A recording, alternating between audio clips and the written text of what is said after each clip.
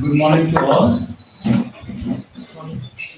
Very auspicious, very wonderful to have all of you, to have royal presence of Jetsunma. How many of you have heard or met or read about her? So wonderful. So I don't think any formal introduction is really required. It seems that there is no single hand which does not been praised. But nevertheless, our team has told me to give a very short introduction. Jetsunma Palmo, who is now 83 years old, has been in India almost how many years? 60 years? Jetsunma? 61. 61. Yeah, to be precise. And still doesn't speak Hindi.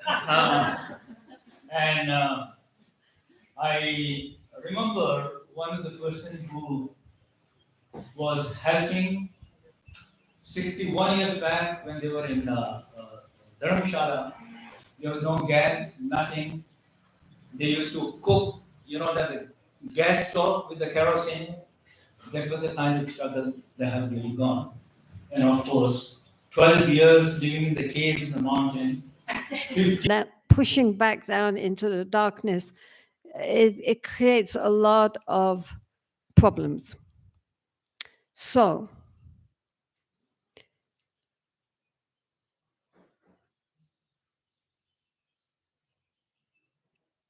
the point is that whatever kleshas arise, we should recognize them and bring them into the light of our consciousness, not push them back down into the darkness.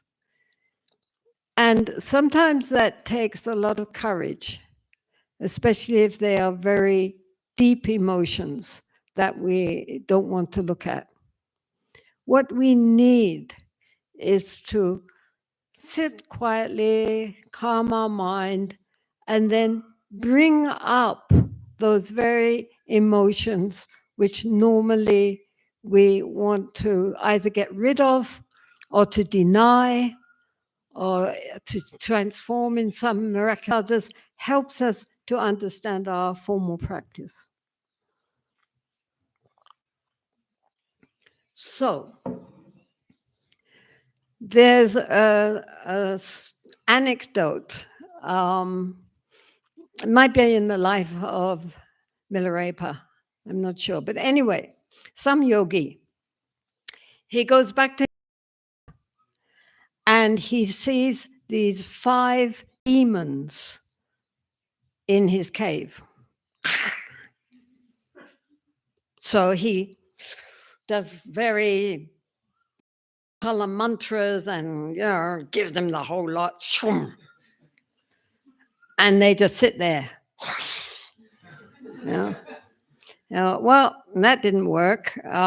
Okay. Empty. It's all mind. It's all empty. So then, that didn't work. So then he says, okay, you are welcome. You are my guests.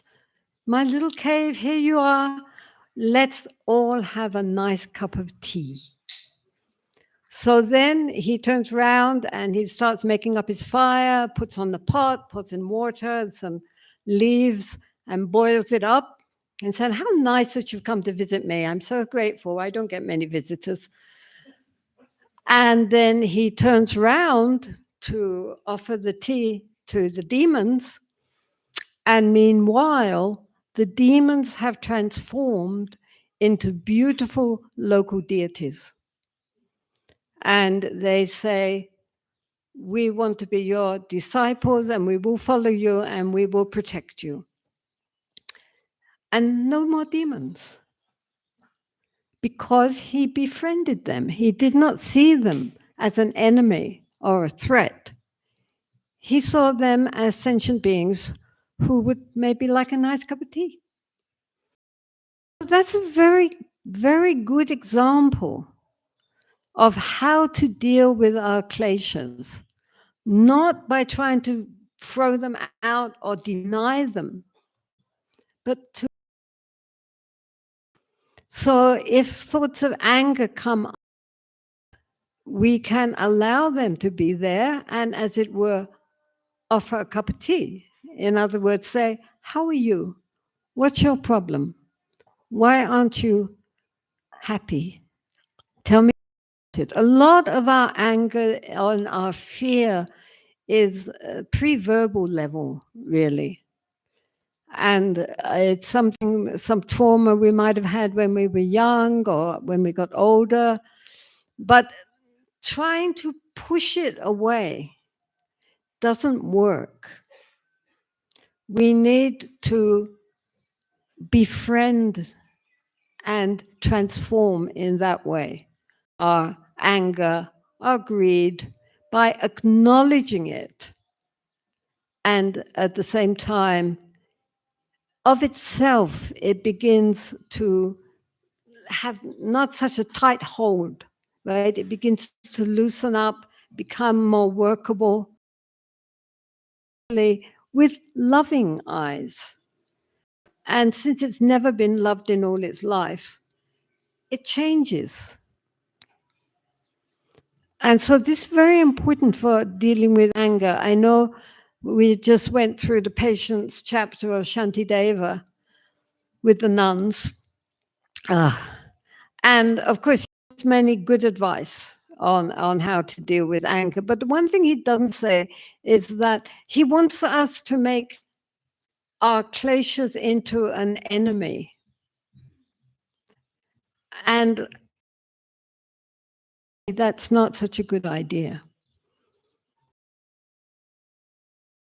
To an enemy, we can listen to what they have to say and replace that negative emotion by a softer emotion.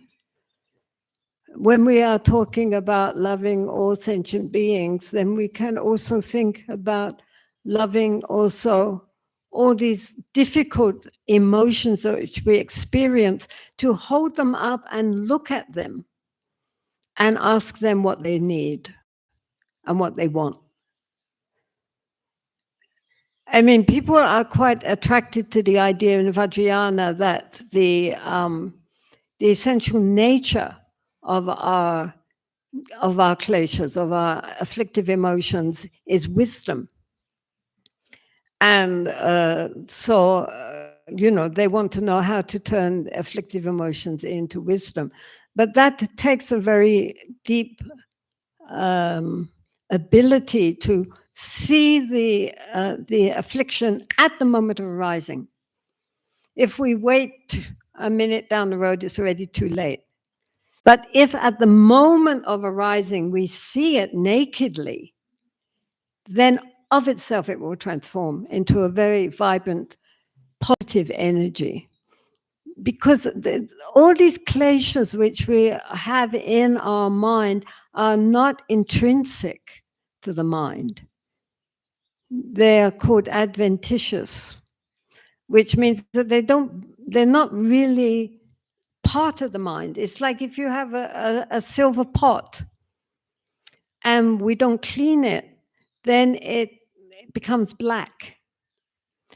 And all the tarnish, when we look at the pot, all we see is black.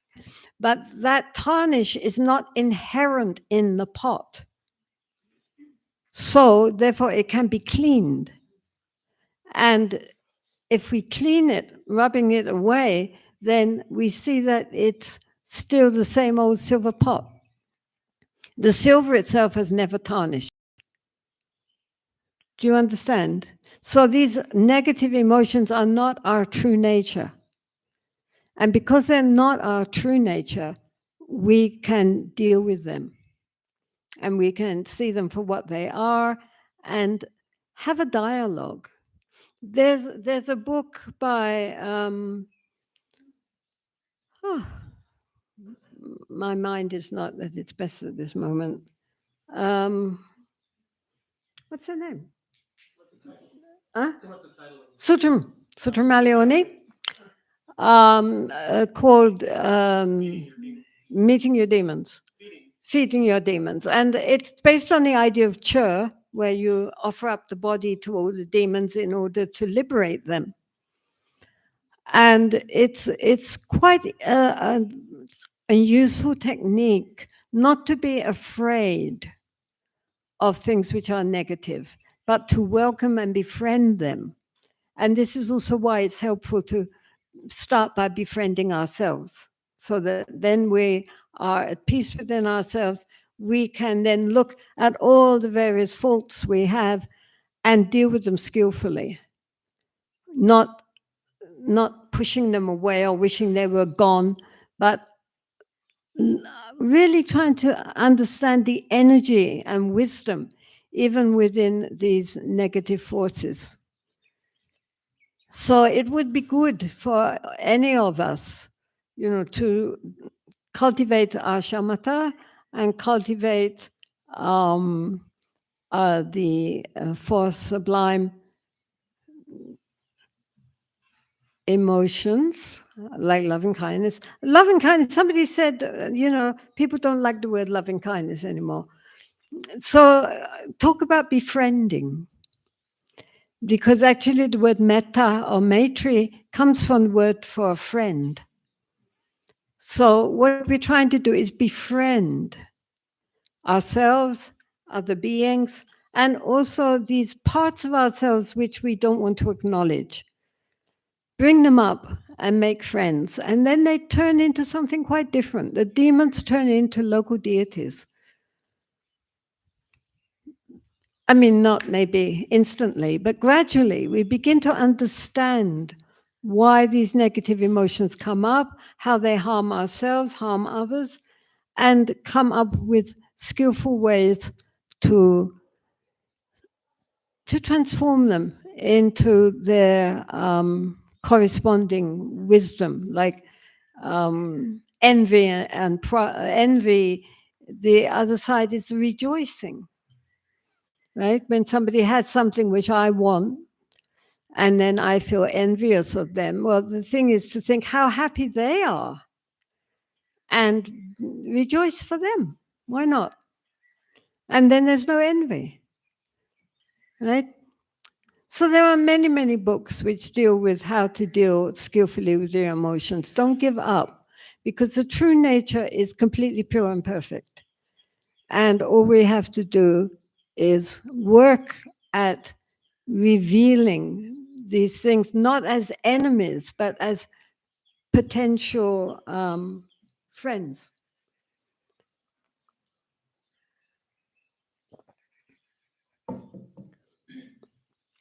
There is a video clip, I should just mention. There is this video clip of this woman in the ocean, and she has her arm in the mouth, down the throat of a shark.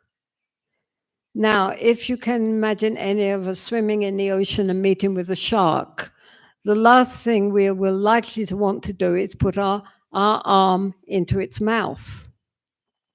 But this woman has apparently, even at that time, and it's a fairly old clippage, removed 300 hooks from the throat of these poor shark.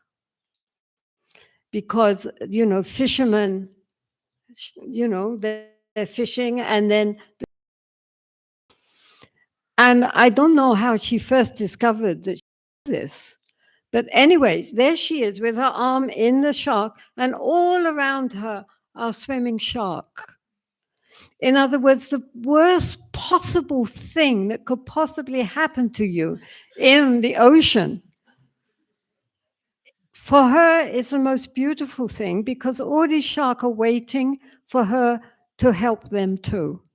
And clearly, the word has gone around in the shark world that there is this woman who, because of her great compassion, has no fear for these sharks. She's their friend. They obviously love her very deeply and totally trust her to help them. And to my mind, that is we have to deal with our negative emotions.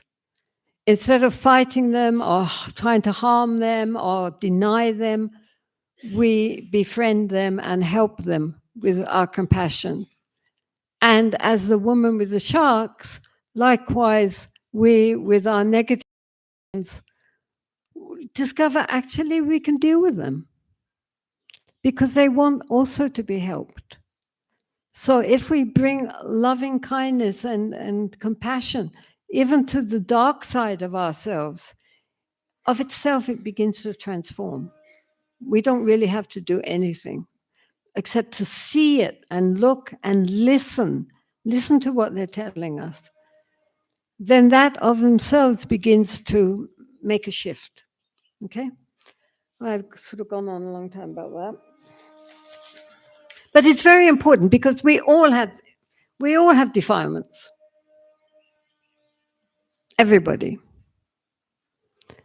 And therefore, it's not a matter of feeling, oh, I'm such a bad person and everybody else is so good.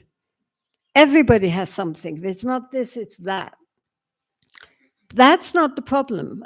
If we have, for example, angry people and bring how to deal skillfully with anger as the path, right? We take the very thing which we consider to be the main obstacle and use it to work with, and in that way begin to transform our inner landscape.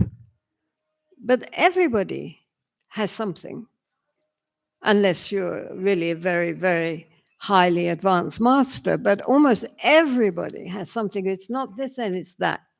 And not to see that as the obstacle, but to see that as the opportunity. Right, okay, I've got this very angry temperament. That's what I'm going to learn to do. Anger and greed are the main ones. And of course, they are based on our inherent ignorance. So, the wheel of life, right? In the middle, there are the three animals of the snake and the cockerel and the pig, representing these basic defilements of the mind, basic closure, going round and round and sending the whole wheel round and round and round. So that's what we have to deal with, right? It's no good dealing with the outer. We get right to the heart of the problem. And if we can overcome that, then we can overcome everything. So these kleshas need not be an obstacle for us. They are our opportunity to really work with something. I mean, I saw a book. There's these books called The Dummy's Guide to, so they have all sorts of things. And this was The Dummy's Guide to Overcoming Anger. This thick. It was about 900 pages. So this is not just your problem. And they probably sold a lot of copies of that book. And what was interesting, I was looking through it, a lot of the techniques are actually Buddhist. They, but in fact, it was very recognizably various Buddhist antidotes on how to overcome anger, especially. So look it up. There's so much out there. And to recognize that our dealing with whichever is our particular negative emotion is the practice, is the path to help us to get beyond it. There's just one more antidote, because this is such an important thing. This guy who's very angry type, so he went to a weekend course in America, I think, on overcoming, on the 4 Brahma Viharas, and especially loving kindness. And he was sitting there the whole time thinking, God, this is a lot of nonsense. Oh my God, why did I come to this? It cost me so much and it's just a waste of time, absolutely useless. What does he say we have to do now? Okay, let's try. And at the end, he left also feeling very grumpy, and that was a complete waste of time. He could have been playing golf, and instead he was sitting there thinking, may all beings be well and happy. And then he was driving off, and he was driving into this car park, and another car cut in front of him and took the space that he was aiming for. And he thought, well, that was very clever. That was really a good move. Oh, good. And I said, what do you mean? Oh, good. I'm supposed to be angry. I'm supposed to be swearing at him. I'm supposed to be blowing my horn. And he wasn't. He said he felt perfectly peaceful. He was even happy that the guy had got that space so cleverly, and he went off and found another space for himself. But then he thought, God, this stuff actually might work. And it does work. We just have to change our neural pathways. You know, if you think of it as being like a 4-lane highway, we always go up that way. But then we recognize it entered a crash. That's not very sensible. Let's go a different way. Then when we go through a different way, there's no path. Instead of being angry, we think, may you be well and happy. So there's no path for that. But if we keep going that way, again and again and again, eventually we create a path. Meantime, the 4-lane highway, the grass is growing up through the cracks because nobody's using it anymore. So it's practice. Again and again and again and again until it becomes natural. And it can be done because so many people have already done it throughout the centuries. Because our negative emotions are not part of who we are. So they can be transformed.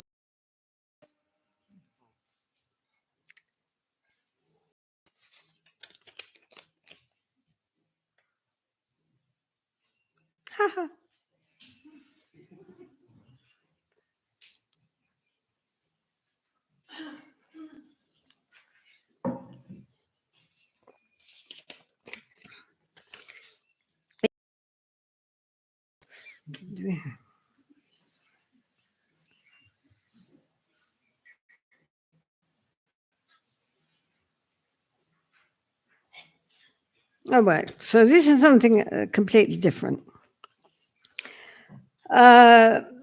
Do we have any control over our choices in life, or is it just a script already written by God and we are just playing our roles? And if we are forced or bounded to play and do our karma, do we get punished for karma? Right, so that's nicely full of all sorts of wrong views.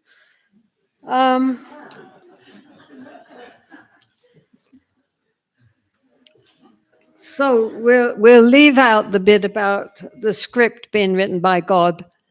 I don't think God would be that unfeeling. You know, why has he created all these beings and then punished them for something they've never done? Right?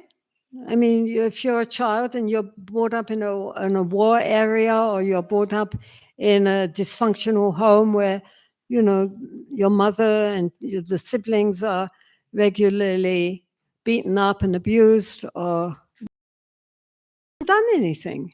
Why would God do that to you? It's a very strange kind of God. It doesn't sound very loving. The Buddhist view, as of course you all know, is that our actions of body, speech, and mind have accumulated for countless lifetimes. And karma means intentional actions, not just any actions. If I'm walking along and I see an ant and I deliberately step on it, then that is making a karmic seed based on dislike, anger, or anything. But anyway, it's a negative seed of taking the life of another being. But if we're walking along the road and I'm looking up at the trees and accidentally I step on an ant and kill it, that does not create karma because it was not intentional. If I had seen the ant, I would have stepped over. So that's the point, is it's an intentional action of body, speech, and mind. But since we've made billions and billions of seeds throughout all our lifetimes, we just don't know when a seed is going to ripen. When the causes and conditions come together, something will happen and the seed will come. Something will happen to us. There's always something's happening. That's the past. We can't do anything with that one. But how we respond to what is happening is creating the future. So moment to moment, we are eating up the past and creating the future. It's ongoing. So therefore, sometimes we hit a bad patch for whatever causes and conditions come up, which are very negative. But it doesn't mean that all the past seeds are negative. That's just a little clump of negative seeds. After that, eventually they will become positive. We on our side do not respond by making more negativity. That even when really difficult things happen to us, sickness, loss, poverty, abuse, all these horrible things which happen to us, if we respond skillfully without creating more problems, then comes the opportunity for creating very positive karma, if not this moment, then in the future. So it's an ongoing process. That's the point. And nobody's life is exactly set down in stone. I mean, depending on our family and our cultural background, certain things will happen.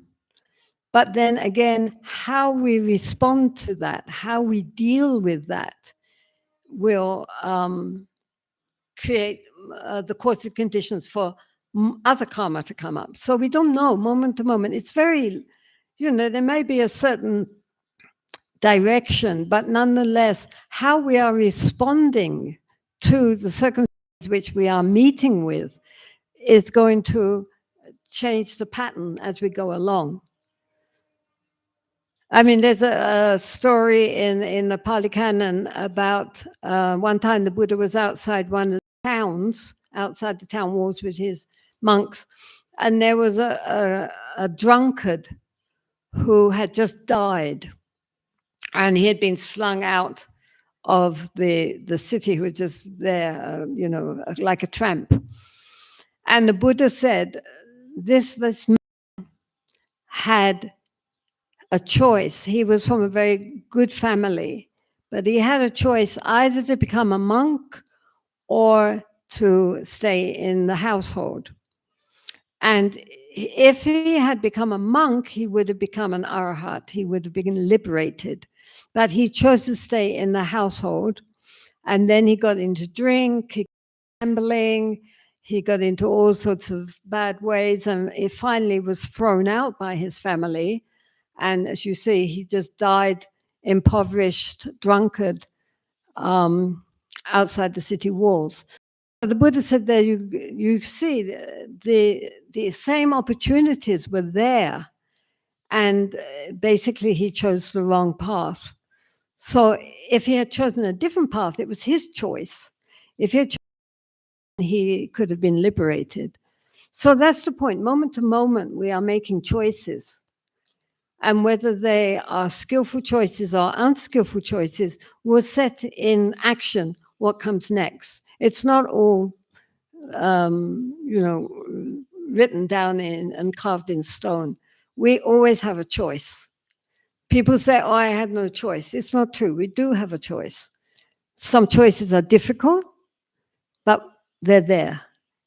And so part of the reason for developing mindfulness and awareness is that we can see more clearly how to respond skillfully, especially in difficult times, so that we begin to plant more and more good ripe seeds. I mean, if you plant a poison seed, you'll get a poison plant. If you plant a good seed, then you will get a good plant. So it all depends on us in the end. We blame other people, but actually we ourselves have created the environment in which we find ourselves now. And how we act, whether skillfully or unskillfully, is up to us. So this is why, as I say, to develop the ability to be poised so that we can see what is a skillful action and what is a non-skillful action. And we have the ability to make the right choices, which even if we have a difficult life this time, we have gained in wisdom and understanding. And we haven't wasted a life. So karma is very important in Buddhism. And the idea of throwing it out, because I don't know why. I mean, there's a very interesting book on karma. If you are interested in karma, there are two books which would be useful.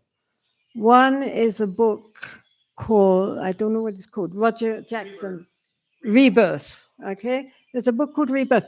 Roger Jackson is an American scholar, and he has written this book on the attitudes towards rebirth and karma in all the different Buddhist schools. So starting with the Theravada, then the early Mahayana, later Mahayana, Nagarjuna, Asanga, Madhyamaka, Yogacara, all the different kinds of threads, very skillfully written, because he shows how in all these schools, including Nagarjuna, everybody believed in rebirth and karma. And so even Nagarjuna, who is, no, he is still saying, but on a relative level, yes. Don't lose your ethics, don't lose your practice, even though on an ultimate level it might all be empty, that doesn't mean that on a relative level where we all are existing, these things are not how they are. So he also teaches very much on the importance of rebirth and our karmic actions. So that's a very interesting book, because he not only goes through them all and he doesn't have any agenda. I think he's fairly agnostic, but he goes through all the schools, and there's not one single school in Buddhism, including Zen, which does not uphold the doctrine of rebirth and karma. So we can't say that, it was just something the Buddha picked up along the way because that's what everybody believed in. Actually, his own interpretation was very different from how karma was taught in those days. The other book, which is a good book, is by Tralik Rinpoche, and I think it's just called Karma.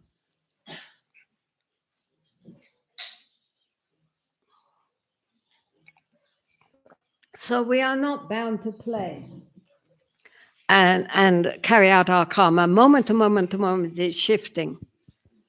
And, going this way or going that way or going straight ahead, depending on our responses to the situations which we meet with. It's very fluid.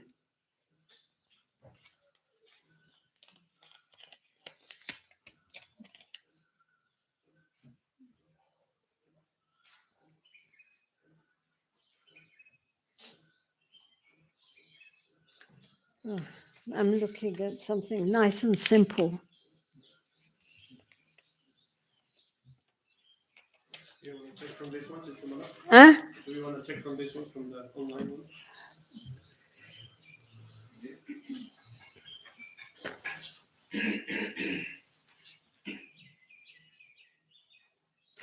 Okay, well, let's do something different. What is the importance of devotion in recognizing our true nature? Well, and then the next one is how to gain confidence in the natural state, which is our true nature. Right? Well, the best way to gain confidence is to realize it. Then once you've realized it, you know it exists.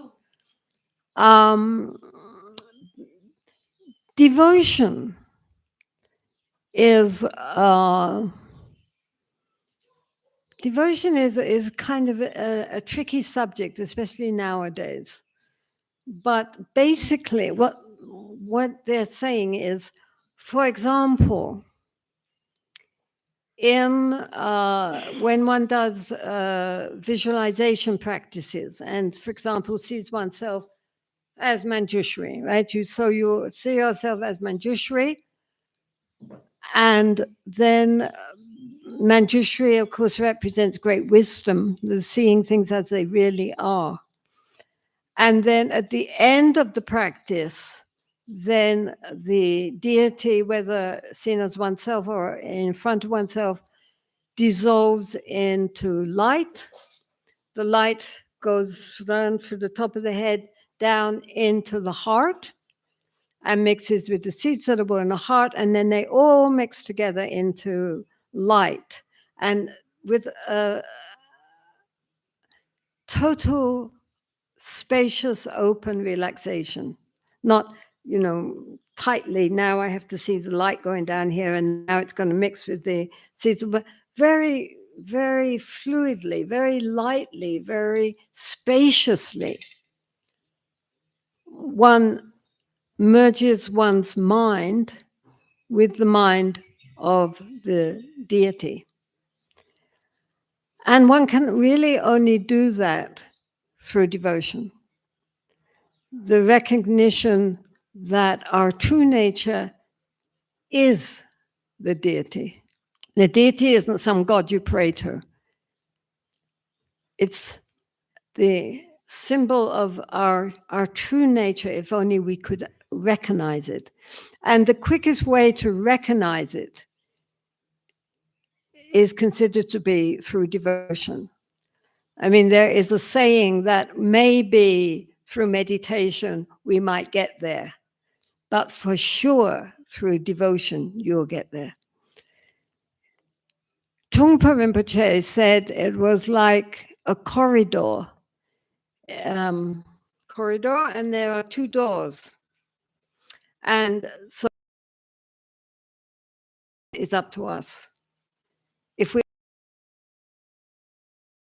If we close it because we have doubts, then we are not illumined because we've closed the door. If you close all the shutters and then say it's dark, that's not the fault of the sun. The sun is shining, but whether or not we go out and look at the sun is up to us. This whole question, especially of devotion to the guru, is of course a very loaded one, especially in these days.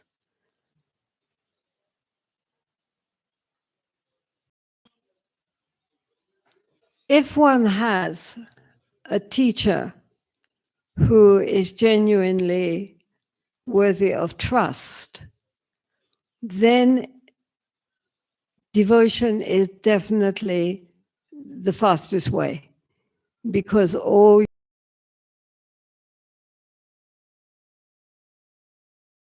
to trust.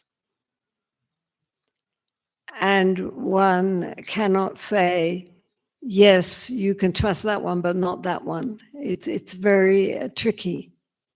So if one feels challenged at the thought of having unquestioning devotion and pure perception towards another human being, one can, in that case, also develop openness and trust and devotion to someone who has already gone. Like many people, Nyingmas and others, pray to Guru Rinpoche. Now that's very safe. We know what he got up, so we don't have any worries about that. So if, really having total devotion to embodiment of enlightenment as represented, for example, by Guru Padmasambhava or whoever, that if you have that devotion, and people do, then that is a very safe way of being able to surrender. Because what we're surrendering is our little self to open up into our true nature. This is why they're talking about the true nature, how to recognize the true nature. And that devotion, genuine devotion, is probably the quickest way to do it. But if one is not the devotional kind, then the way to recognize the true nature is through recognizing it. We often think of the nature of the mind or the Buddha nature as something incredibly vast and big and somehow out there that we have to attain to, instead of recognizing that the nature of the mind is the very fundamental, primordial nature of our consciousness, our own consciousness. It's not out there, it's here. And we have it the whole time, which is why you can hear me and see me and think. It's just our pure consciousness, that quality of knowing. And the Nyingmas call it rikpa, which means knowing, knowledge. It's that quality of knowing, non-dual consciousness before the split into knower and known. Right? Even while we are doing mindfulness or awareness, there is a duality. There is the awareness of something. But the nature of the mind goes beyond that. It's why it's compared to space, because space, we can't grasp it. We can't, put it in a box and say, this is my space. Space is all pervading. It's everywhere. We also are just space. The table, which seems so hard, is space. It's all space, and it's all interconnected and interdependent. But we don't see it because we are caught in our duality of observer and observed. So sometimes, especially if the mind is at rest and relaxed, suddenly like the whole fabric of our consciousness kind of parts, and there it is. I mean, it's not fireworks. It's just, oh. And then, of course, the ego quickly claims it for its own, and we've lost it again. So after that, the point is to stabilize the actual realization. But in itself, it's not so much. Just now we were in Tashijong watching the Lama dances, the Guru Rinpoche Lama dances, which they do every year. And a friend of mine She was a kind of middle-aged English lady, and she and her mother both became nuns. But she told me, and she was basically Gelugpa. She wasn't Drupal Kaju. But she went one time to the dances. She was sitting there watching the Black Hat dance. And in those days, my former Lama, Kamta Rinpoche, danced, as did all the talkers and monks. So she was just sitting there, obviously very relaxed, watching them dancing. And then as Rinpoche turned and looked at her, in that moment, she got a very powerful realization of the nature of the mind. And of course, Rinpoche was dancing on, and it completely changed her life. That's why she became a nun. But she was in a state of open, relaxed awareness without expecting anything, right? And because she was so open, that door was open. Rinpoche's door was always open, so she got it. And so it's like that, it's so simple. One time I was asking for a lung, in the Tibetan tradition, you're not supposed to read a book until it's been read to you. So I was reading something called the Karin Sholap, the Flight of the Garuda, which is a book on Dzogchen. And I had asked one of our Tokden Archer, to give the lung.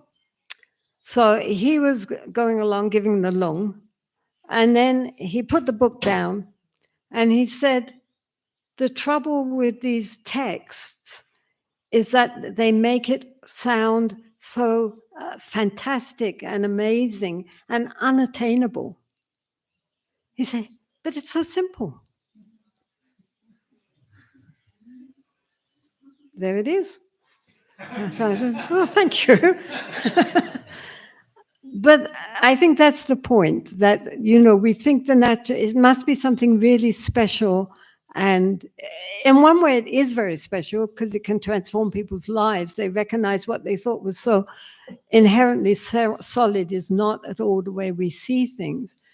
And so that's why when people do get a recognition of the nature of the mind, it transforms their lives. But at the same time, like space, it's nothing that exciting. The things which are in the space might be very fascinating, the nyam, the experiences that people get when they meditate, but the actual recognition of the nature of the mind is almost, you could say, bland. I mean, this is what they say, that it's so simple we could miss it because we're expecting something really, luminous lights flashing here and there and great bliss and, and it might just be, oh, that's it.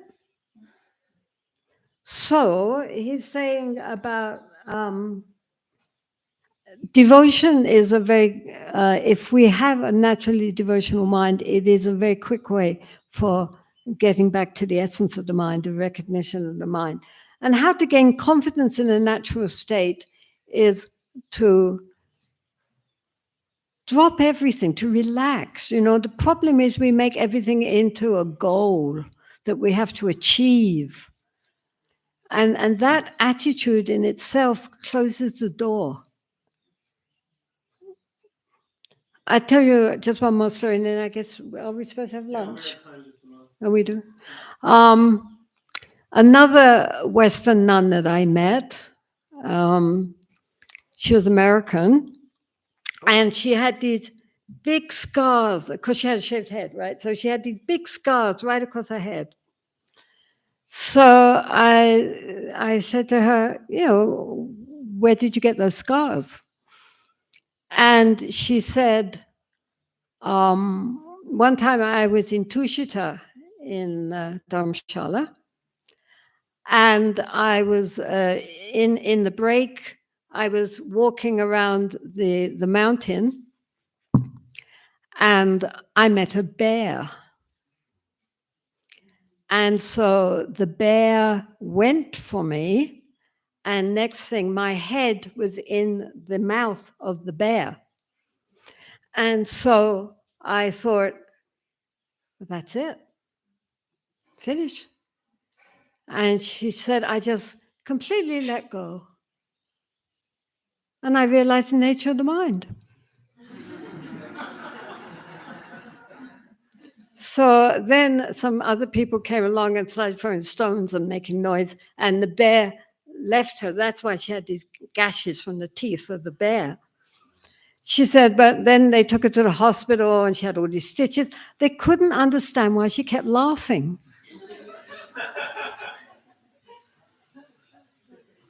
But after that, then she gave everything up and she became a nun. But that's the point. The key there was that she completely let go. And in that letting go, that release, she was able to have a direct experience of the nature of the mind. So the point is that the nature of the mind is closer to us than our own breathing, but we don't see it. You know, just as like if you come in the room and I say, well, what's in the room? Then people will say, well, there was a statue and there was a chair and there was cushions and cameras. But really what is here is space. But we don't see the space because we're too busy looking at the things. And this is what happens in the mind. We are so caught up in looking at our thoughts, the underlying non-dual awareness, which is supporting everything. And is compared to the sky because the sky is vast. There's nowhere where the sky is not. But we don't see the sky because we're too busy looking at the clouds. And we get fascinated by the rainbows and the thunderclouds, and it's all very interesting, but we don't see that behind all that, and the clouds themselves are all just space, are all just sky. So we're always looking in the wrong direction.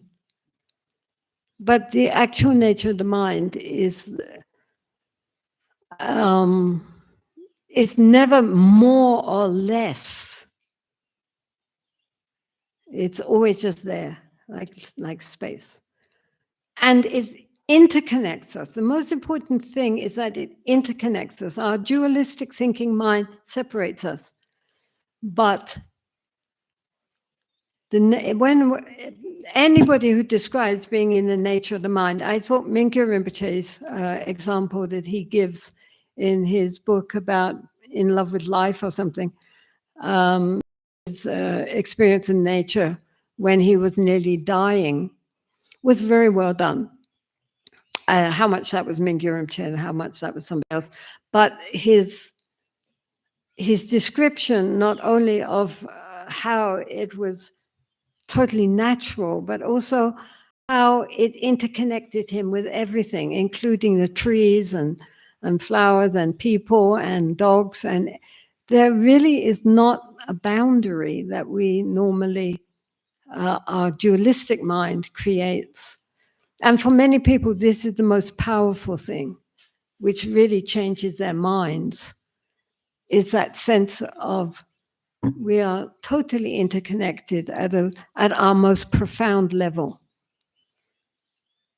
Which is why also they say, you know, that if you have true devotion, for example, to your Lama or to whoever, to the deity, you are never apart. You're always there together. It's just our dualistic thinking which sees a separation. So it's really quite amazing, right? How we don't see something which is in actual fact the foundation for our consciousness. It will be interesting to see with the AIs, if one Zen master is trying to somehow inject Buddha nature into his AIs. So that would be interesting. Considering they're not conscious, and do they have karma?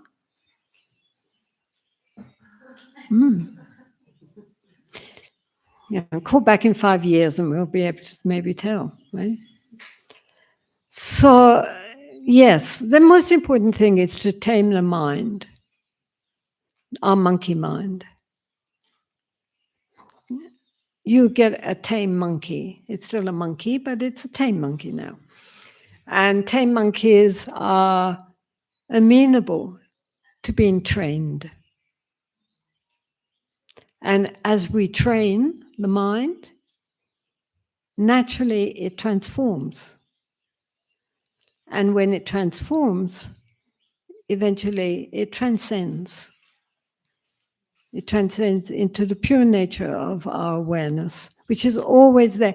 I mean, like, you know, the Buddha or a tramp, the nature of the mind is the same. It's not that we polish it. It's already there, completely perfect, completely pure. The only problem is we don't recognize it. And so, essentially, step by step, what we are trying to do is to come home to our true nature, which is just waiting, however many eons it may take, or in a second. Yes, so somebody here says they have a problem with being greedy about food. So the best thing to do is to eat mindfully. Then you don't. That's a good idea. If we eat mindfully, then we won't eat so much. So how long am I supposed to go on for? No, we're at time, Jetsunma, but we're finishing actually 20 minutes later. So if you want, we can start 20 minutes later, or would you like to start at 1:30? We're supposed to come back. Yeah. Yeah, it's okay? Yeah. All right. 1:30, we're, yeah. Okay. So we'll come back and we'll have lunch now, mindfully. We'll try, and then we'll come back at 1:30 for the second session.